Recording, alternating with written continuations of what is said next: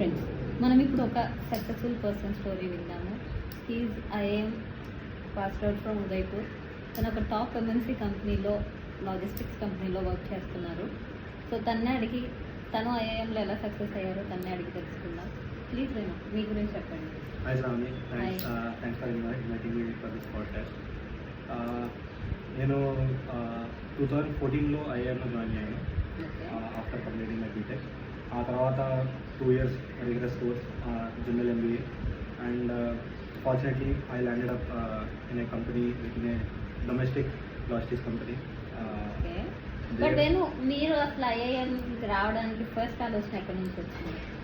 So నాకు తెలిసి ప్రతి ఒక్కరి లైఫ్లో ఒక గైడెన్స్, ఒక ప్రాపర్ గైడెన్స్ అనేది ఉంటే ఇంకా బెటర్గా ఉంటుంది. So I'm lucky to have my elder brother. He had a like vision for me that నేను ఒక ఎస్టీఎం యూనివర్సిటీలో చదవాలి ఎక్కడికైనా అని చెప్పి తనకు ఒక ఉండేది. సో తను ఇచ్చిన డైరెక్షన్ వల్లే నేను క్యాట్ కోచింగ్ తీసుకున్నాను. ఆ తర్వాత నా ఇంట్రెస్ట్ కొద్దీ నేను క్యాట్ క్రాక్ చేసి ఇమీడియట్గా after BTech I join IIM. So మీకు ఆ టైంలో అసలు ఐఎం అంటే ఏం తెలుసు? ఆనెస్ట్లీ స్పీకింగ్, నాకు బీటెక్ చదివేటప్పుడు 3rd year వరకు, ఫైనల్ ఇయర్ ఎంటర్ అవ్వక ముందు వరకు అసలుకి క్యాట్ లేకపోతే ఇంకా ఇలా ఎస్టీఎం యూనివర్సిటీ గురించి ఏమీ పెద్దగా ఐడియా లేదు. బట్ ఫైనల్ ఇయర్కి వచ్చేసరికి we have our like we develop our own aspirations, like ఫ్యూచర్లో ఏం చేయాలి, కెరియర్లో ఏం చేయాలి, డైరెక్షన్ ఎలా బీటెక్ అయిపోయిన అందరికీ తర్వాత నెక్స్ట్ స్టేజ్ అనేది ఖచ్చితంగా ఉంటుంది. చాలా ఆలోచనలు ఉంటాయి. సో ఇంకా ఆ పాయింట్ ఆఫ్ టైంలో మా బ్రదర్ నాతో కూర్చొని మాట్లాడినప్పుడు తను ఇచ్చిన సజెషన్స్లో ఐదర్ ఎంటెక్ చేయాలి లేకపోతే ఎంబీఏ చేయాలి, or like per se career in government sector. So government sector is a very time taking and secure job. దానికోసం ఇప్పుడు చాలా ఫైటింగ్స్ ఉన్నాయి గవర్నమెంట్ జాబ్స్ అంటే. సో మీకు ఆ టైంలో దాని గురించి అంటే లైక్ అది ఆన్లైన్ త్రూ ద్వారానా లేకపోతే ఎలా అసలు మీరు దాన్ని ఒక ఫీజు కట్టడం, అసలు దాని గురించి ఎక్స్ప్లెయిన్ చేయండి. సో నేను క్యాట్ అంటే ఐఏఎంలోకి వెళ్ళాలని అంటే క్యాట్ అనే ఎంట్రన్స్ ఎగ్జామ్ ఒకటి, అదొకటే ప్రాసెస్. సో దాంట్లో బెస్ట్ ఇన్స్టిట్యూట్, నేను హైదరాబాద్లో చదివాను కాబట్టి fortunately we have many good institutions who teach CAT training, give cat training. So దాంట్లో నేను టైమ్ ఇన్స్టిట్యూట్లో జాయిన్ అయ్యాను. టైమ్ ఇన్స్టిట్యూట్లో జాయిన్ అయ్యి 6 months rigorous training, 6 months rigorous training తర్వాత while doing my BTech, while completing my BTech, I have joined the course and I cracked through CAT. అందులో ఎంత marks వస్తాయి మనకు అక్కడ సీట్స్ వస్తాయి? సో ఇట్స్ లైక్ మార్క్స్ అని కాదు, మనతో పాటు ఎంతమంది ఎగ్జామ్ రాశారు వాళ్ళందరిలోకి మనం టాప్లో ఉన్నామా లేదా అనేది important. So it is not based on purely మీకు 100లో 80 మార్క్స్ రావాలి ఆర్ 90 మార్క్స్ రావాలని కాదు. మీతో పాటు ఎగ్జామ్ రాసిన వాళ్ళందరిలోకి మీరు ఎంత ముందున్నారు అనే దాన్ని బట్టి, అంటే మనం ఎంత ముందున్నాము అనే దాన్ని బట్టి ఆ సెలక్షన్ ప్రాసెస్ అయితే ఉంటుంది. సో దాంట్లో ఇంకా డైవర్సిటీ, జెండర్ డైవర్సిటీ, మన కోర్స్ డైవర్సిటీ, మన బ్యాక్గ్రౌండ్ ఏంటి, అలాంటి అంటే వర్క్ ఎక్స్పీరియన్స్ ఎంత ఉంది, ఇలాంటి వేరియస్ సెగ్మెంట్స్ అన్నీ ఎవాల్యుయేట్ చేసి ఆ తర్వాత ఆ టైంలో మీతో పాటు ఎంతమంది జాయిన్ అయ్యారు? మీకేమైనా ఐడియా ఉందంటే ఆ కోచింగ్కి? నాతో పాటు నేను జాయిన్ అయిన కోర్స్ క్లాస్లో అట్లీస్ట్ 40 members ఉన్నారు. So it was a floating number, like it was not standard 40, but there were somewhere around 30 to 40, like some days there were like more people than some days there were less people, based on scheduling and topic they used to cover. So వాళ్ళందరిలోకి నాకు తెలిసి hardly like 4 to 5 people got converted in the class which I went. మామూలు ఎంబీఏకి ఐఐఎంకి difference అంటే మీరైతే ఏం చెప్తారు? So general ఎంబీఏకి ఐఐఎంలో MBA చేయడానికి, IIM further matter of fact any STM యూనివర్సిటీలో MBA చేయడానికి, మాస్టర్స్ చేయడానికి ఉన్న డిఫరెన్స్, మేజర్ డిఫరెన్స్ నాకు తెలిసినంత వరకు ఏంటంటే diversity of people, like you get very good exposure to many like people from many backgrounds through out India. చాలామంది చాలా ప్రదేశాల నుంచి వస్తారు. వాళ్ళ ఎక్స్పీరియన్సెస్, వాళ్ళ ఎడ్యుకేషనల్ బ్యాక్గ్రౌండ్ స్కిల్ సెట్ అన్నీ తీసుకొని వస్తారు కాబట్టి మీకు ఆ బ్యాక్గ్రౌండ్ ఆ డైవర్సిటీలో మీకు మీ పర్సనల్ గ్రూమింగ్ చాలా బాగుంది as an individual. So that's one big difference which I feel in STM IIM study or like general MBA, regular MBA, local MBA ఉన్న డిఫరెన్స్. చాలా మందికి రెగ్యులర్ MBAs తెలుస్తాయి సిటీస్లో ఉన్న ఎక్కడ మన తెలుగు వాళ్ళకైతే బేసిక్గా. సో IIM అనేది నా స్టడీస్ తర్వాత తెలుసుకున్నది. IIM అంటే అది ఒక పెద్ద డిగ్రీ, అక్కడికి వెళ్తే మంచి MNC కంపెనీస్ వస్తాయి, అవి క్రాక్ చేయాలి. తర్వాత ఇప్పుడు IIMస్కి చాలా ఎక్కువ మంది క్యాండిడేట్స్ అయిపోయారు. మీ టైంలో ఎలా ఉండేది? లైక్ ఆ 2014 ఆ టైంలో ఎలా ఉండేది? IIMకి అంత కాంపిటీషన్ ఉండేదా? Heavy competition? I think number of institutes would number of people who are attempting exam is also increasing, and number of institutes are also increasing. The proportion, the increase is in proportion. So that's what I feel, like, in my opinion. కానీ నేను చదివేటప్పుడు కూడా చాలా ఎక్కువ competition చెప్పాను. కానీ CAT అనే exam ఏదైతే ఉందో, MBA అనేది కోర్స్ ఏదైతే ఉందో, it is not just meant for people who are just passing out. చాలామంది వర్కింగ్ ప్రొఫెషనల్స్ కూడా వాళ్ళ కెరియర్ని అప్గ్రేడ్ చేసుకోవడానికి, కెరియర్లో డైరెక్షనల్ చేంజ్ తీసుకురావడానికి MBAని పర్సూ చేస్తారు. So like there are wide variety of people at different stages of people who attempt this exam. So it all depends on an individual. ఇప్పుడు మీ పర్సనల్ టార్గెట్ ఏంటి, మీ పర్సనల్ గోల్ ఏంటి? Immediately after BTech మీరు ఒక hire స్టడీస్ని pursue చేయాలని మీకు ముందు నుంచే ఒక అవగాహన ఉంటే I would recommend go immediately for CAT. Otherwise మీరు ఒక మా ఇండస్ట్రీలో కొన్ని రోజులు వర్క్ చేసి ఎక్స్పీరియన్స్ తెచ్చుకొని వెళ్ళాలి అని అంటే అది లేదు. IIMలో అంటే మీరు CATకి ప్రిపేర్ అయ్యే టైంలో ఎక్కువగా మీకు ఏ టైప్ ఆఫ్ క్వశ్చన్స్ వస్తాయి? అంటే ఆ ఎగ్జామ్లో మనకి ఏ టైప్ ఆఫ్ క్వశ్చన్స్ ఎక్కువగా ఉంటాయి వాటిల్లో? సో CAT అనేది time based exam. So anyone can attempt that exam basically with not very difficult subjects as such. But since it is time based, చాలా తక్కువ టైంలో ఎక్కువ ఆన్సర్స్ కరెక్ట్గా ఇవ్వాలి. సో అది దాని ట్రిక్.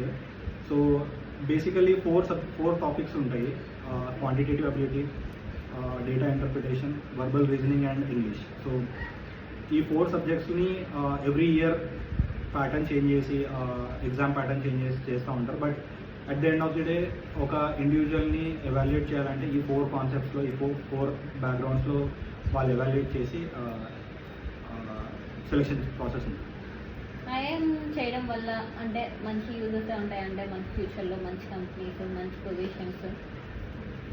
Yes, definitely. లైక్ మీకు అన్నిటికంటే చాలా పెద్ద అడ్వాంటేజ్ ఏంటంటే IIM నుంచి పాస్ అవుట్ అయిన అల్యూమినై బేస్ ఏదైతే ఉంటుందో వాళ్ళు మీకు ఫస్ట్ జాబ్, ఒకవేళ మీరు ఇమీడియట్గా పాస్ అవుట్ అయిన తర్వాత ఫస్ట్ జాబ్ మీకు ఒకవేళ మీకు నచ్చింది దొరకకపోయినా మీరు ఇండస్ట్రీకి వెళ్ళిన తర్వాత మీ అల్యూమినై బేస్ సపోర్ట్తోని మీకు నచ్చిన జాబ్కి వెళ్ళొచ్చు. సో నెట్వర్కింగ్, మీరు చేసుకునే నెట్వర్కింగ్, మీరు డెవలప్ చేసుకున్న కాంటాక్ట్స్, స్కిల్స్, కొత్త అన్ని వాల్యూ అడిషన్. సో మీకు కెరియర్ పర్స్పెక్టివ్లో చాలా బిగ్ బూస్ట్, చాలా చాలా చాలా బూస్ట్. మీరు ఇప్పుడు కొత్తగా పాస్ అవుట్ అయిన వాళ్ళకి, బీటెక్ పాస్ అవుట్ అయ్యి నెక్స్ట్ ఏం చేద్దాము, ఆర్ లేకపోతే జాబ్లో కూడా ఇంకా మనకి నెక్స్ట్ అప్గ్రేడ్స్ ఏమైనా కావాలి బీటెక్ తర్వాత అనుకునే వాళ్ళకి మీ సజెషన్ ఏంటి? మీరేమంటారు? అంటే ఇప్పుడు అందరూ ఎంఎస్లని అమెరికా వెళ్ళడం, లేకపోతే ఇంకేమన్నా నార్మల్ డిగ్రీస్ చేయడం, ఎంటెక్లు చేయడం, అది కాకుండా మీరు ఇచ్చే ఐడియా అయితే ఏంటి? అంటే మీరు ఒక ఆల్రెడీ సక్సెస్ అయి ఉన్న పర్సన్ కాబట్టి. సో నా రికమెండేషన్ అయితే like every individual should evaluate themselves. Me self evaluate చేసుకోండి. మీకు ఒకవేళ మీరు చదివిన బీటెక్, మీకు కోర్స్ కాన్సెప్ట్ ఏవైతే ఉన్నాయో, కోర్స్ సబ్జెక్ట్ ఏదైతే ఉందో, బీటెక్ అనే కాదు, మీరు మీ ఫీల్డ్లో మీకు కోర్ కాన్సెప్ట్ ఏవైతే ఉందో దాని మీద మీకు మంచి అవగాహన ఉంది, దాంట్లో మీరు కంటిన్యూ కావాలి అని అంటే you have to pursue that. Because later point of టైంలో మీరు రిగ్రెట్ అవ్వద్దు. So if you are willing to continue in your career path, that's one thing. MBA or CAT, anyone can attempt at any point in time. So don't take stress on yourself immediately during BTech. And మీకు ఒకవేళ ఎటువంటి direction లేకపోతే definitely నేను MBA చేయాలి, ఇలాంటి ఒక STM యూనివర్సిటీలో చదవాలి అని చెప్పి అనుకుంటే ఖచ్చితంగా మీరు బీటెక్ ఫైనల్ ఇయర్లో ఆర్ మీ డిగ్రీ వాట్ ఎవర్ డిగ్రీ వారి ఆ ఫైనల్ ఇయర్లోనే మీరు కోచింగ్ కానీ ఆ ప్రిపరేషన్ కానీ స్టార్ట్ చేస్తే చాలా బెనిఫిషియల్. మీరు క్యాట్ కోచింగ్ 6 months తీసుకున్నాను అన్నారు కదా, దానికి ఆ డ్యూరేషన్ కంటే ఎంత ఉండొచ్చు అండి ఫీజు ఆ టైంలో? సో నేను కోచింగ్ తీసుకున్నది కూడా ఒక 11 years back, I think 10 more than 10 years, one decade back. So at that point in time, the coaching fees was somewhere 23,000 or 25,000. So let's assume 25,000 for 6 months. I think it would be market standards మారిన తర్వాత ఇప్పుడు దానికి double అయ్యి ఉండొచ్చు. 10 years అయిపోయింది. I don't know. అది మీరు ఆన్లైన్లో అప్లై చేసుకుని రాస్తారు ఎగ్జామ్ అంతేనా? Yes. అది లైక్ 1 yearకి ఒకసారి పడుతుందా, ఎలా మీకు ఎలా తెలుస్తుంది ఆ notification? So notification every year same time ఫ్రేమ్లో వస్తుంది.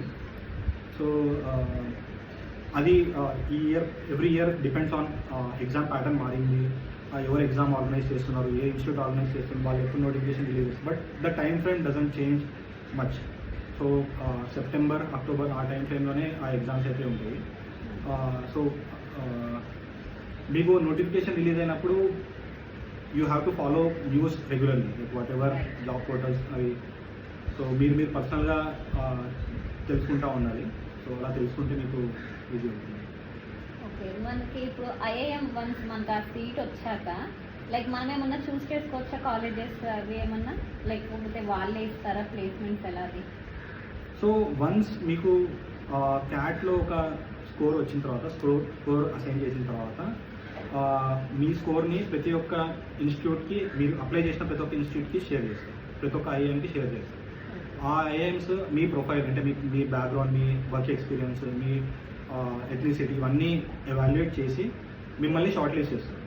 మీకు అంటే ఆ ఇన్స్టిట్యూట్ మిమ్మల్ని షార్ట్ లిస్ట్ చేసి మీకు మెయిల్ ద్వారా కానీ లేకపోతే in any other communication platform they choose, they will send you, they will ask you for attending an interview process అయితే ఉంటుంది. కొన్ని ఇన్స్టిట్యూట్స్ రిటర్న్ అబిలిటీ కూడా మళ్ళీ ఎవాల్యుయేట్ చేస్తారు, like writing and essay, and along with written ability they evaluate your personal skills also through interview. So it depends on institute to institute, but మీ స్కోర్ని ప్రతి ఒక్క ఇన్స్టిట్యూట్కి పంపించి వాళ్ళు మిమ్మల్ని ఇంటర్వ్యూ చేసేలా ఇంటర్వ్యూ ప్రాసెస్. ఓకే, అంటే మనం దాంట్లో జాయిన్ అయ్యాక ఏమన్నా కాలేజ్కి అలా కట్టాల్సింది ఏమైనా ఉంటుందా? Yeah definitely, like the college fee is like way to high now. నేను చదివినప్పుడైతే అది I think it is 12 lakhs for the just 2 years 12 lakhs, but I think it is way to high now. So it must be double or something like that. But ఇప్పుడు ఎంత ఉండొచ్చు? It depends from institute to institute. Like I think basic 25 lakhs కంటే తక్కువ అయితే నేను అనుకోవట్లేదు. అంటే last చూసి మీరు చెప్పే 2 yearsకి కలిపి 2 yearsకి కలిపి 2 years regular PGDM course, but it is definitely worth. అంటే మనం సెలెక్ట్ చేసుకోవడానికి అయితే ఏమి ఉండదు కదా పర్టికులర్లీ ఈ కాలేజ్ కావాలి అంటే? సో యా, లైక్ మీరు ఒకసారి ఇంటర్వ్యూ ఇచ్చిన తర్వాత, సే ఫర్ ఎగ్జాంపుల్ మీకు 5 ఇన్స్టిట్యూట్స్ నుంచి ఇంటర్వ్యూ ఆఫర్స్ వచ్చాయి and you got selected in all of them. So అప్పుడు మీరు సెలెక్ట్ అయ్యి మీరు మీకు 5 ఇన్స్టిట్యూట్స్ నుంచి సీట్ వస్తే మీరు ఆ 5 ఇన్స్టిట్యూట్స్లో ఏదైనా ఒక దాంట్లో జాయిన్ అవ్వచ్చు. అండ్ ఫీజు గురించి ఆలోచించాల్సిన పని లేదు. And definitely if you are studying top notch MBA offering colleges, you will get like loans on the go. Like మీరు జాయిన్ అయ్యి అవ్వగానే లోన్స్ వస్తాయని నేను విన్నాను. ఐఐఎమ్స్ కి లోన్స్ ఇస్తారా? Yeah, student loans without any collateral. Like that is one of a kind. Like you never get that kind of loan in any like platform or any educational institute. If you want to see MBA, like there are many options. So definitely మీకు collateral free loan దొరికేదైతే IIMs లో దొరుకుతుంది definitely. And there are other institutes also. You have to just research on that. మరి మనకి ఆ loans అనేది ఎలా clear చేస్తాం? Like మన కాలేజ్ టైంలోనైనా అది పాస్ అవుట్ అయ్యాక ఎలా అది? So it will be like when ever, అంటే మన ఫస్ట్ ఇయర్లో ఫీజు కట్టిన తర్వాత నుంచి మనం ఫస్ట్ టైం ఫీజు కట్టినప్పటి నుంచి ఆ అమౌంట్కి ఇంట్రెస్ట్ అనేది చార్జ్ చేయడం స్టార్ట్ అవుతుంది. అండ్ ఫైనలీ మనం కట్టిన ఫీజుకి రిటర్న్స్ ఏవైతే ఉంటాయో అవి లోన్ రిటర్న్ చేసేది మనం జాబ్లో జాయిన్ అయిన తర్వాత స్టార్ట్ అవుతుంది. So they give grace period for you to settle down in job. So విన్నారు కదా, జాబ్లో జాయిన్ అయ్యాకే మనకి కట్టుకునడానికి నెక్స్ట్ టైం నుంచి ఆ ఛాన్సెస్ ఉంటాయంట. సో ఎవరైనా ఐఏఎం చెయ్యాలి, మా దగ్గర అంత అమౌంట్ లేదు అనుకున్నప్పుడు మీరు లోన్ తీసుకొని చేసుకోవచ్చు అదంతా ప్రాసెస్. మీకేమైనా ఇన్ఫర్మేషన్ కావాలి అని అంటే మీరు మెసేజ్ చేయండి, నేను డెఫినెట్గా కాంటాక్ట్ తినకి కనెక్ట్ చేస్తాను మీకు. సో మీకు ఏమైనా ఇన్ఫర్మేషన్ కావాలంటే ఇంకా ఫర్దర్గా stay tune to our channel. Thank you. Thank you.